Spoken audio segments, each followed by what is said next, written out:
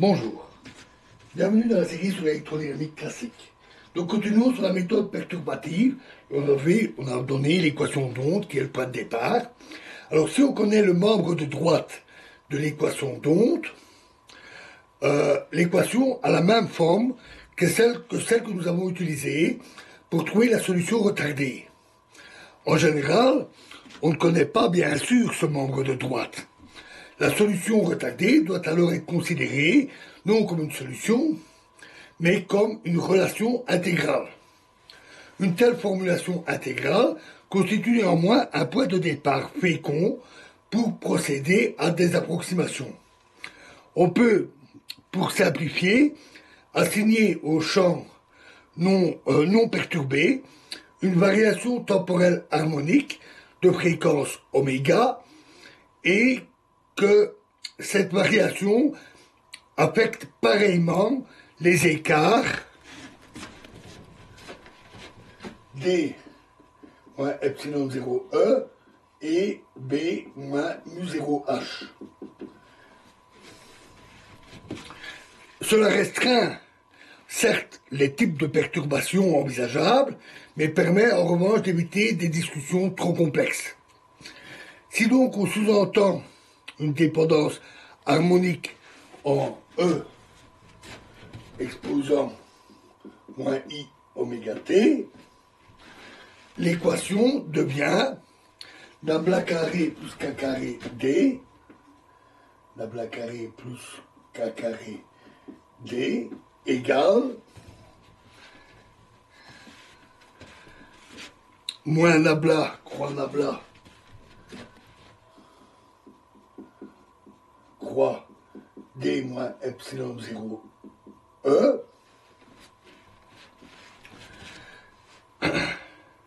moins I epsilon 0 oméga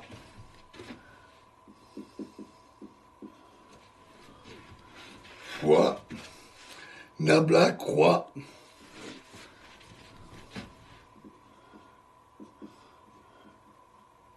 B moins mu 0 H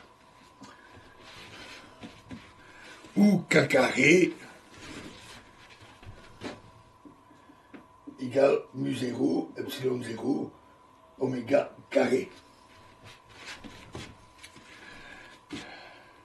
Et où mu 0 et epsilon 0 peuvent être des valeurs caractéristiques de la fréquence oméga. Alors, désignons par D0x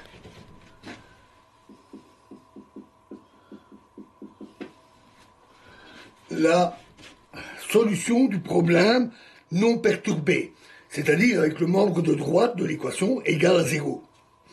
Si on suppose le membre de droite connu, la solution retardée permet d'écrire formellement la solution de l'équation sous la forme D égale D0 plus 1 sur 4pi intégrale D cube x' fois E exposant IK x moins x' divisé par x moins x' fois nabla prime croix nabla prime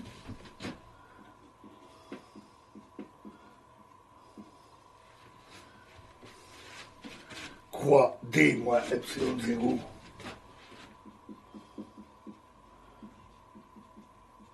E moins E plus I epsilon 0 oméga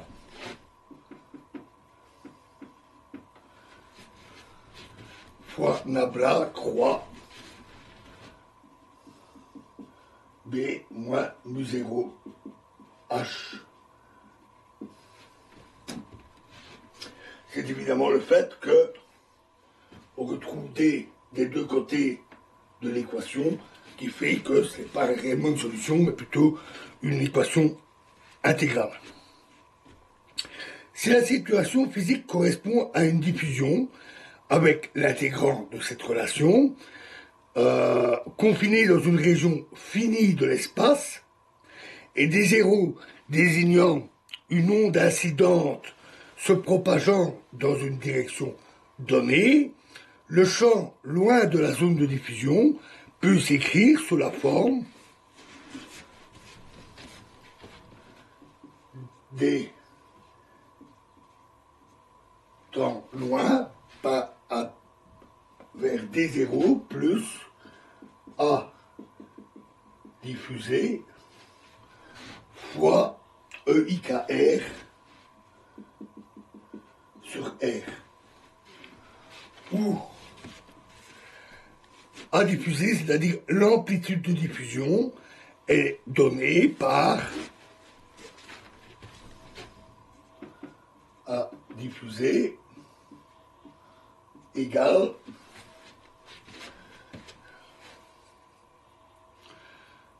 un sur 4 pi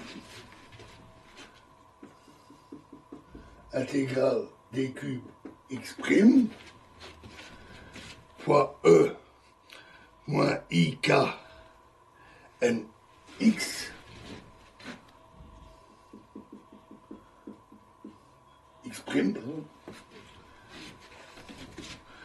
fois nabla prime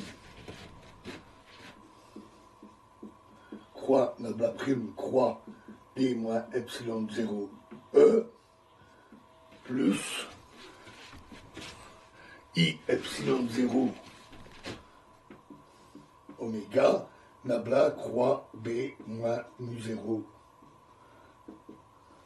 H.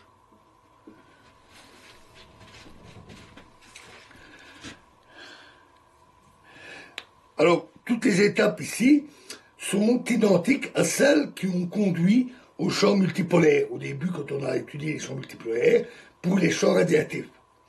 Quelques intégrations par partie de cette relation permettent d'écrire l'amplitude de diffusion sous la forme A diffus est égal à k carré sous 4 pi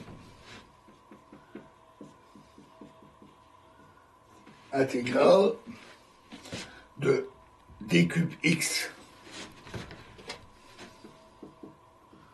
E moins I k n x fois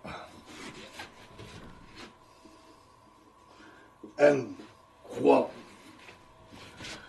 d moins epsilon 0 E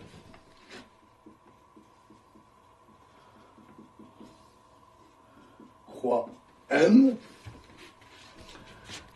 moins epsilon 0 oméga sur k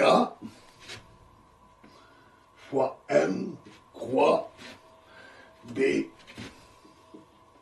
moins mu 0 h.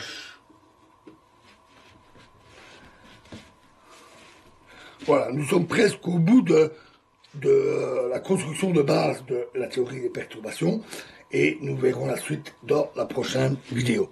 Je vous remercie.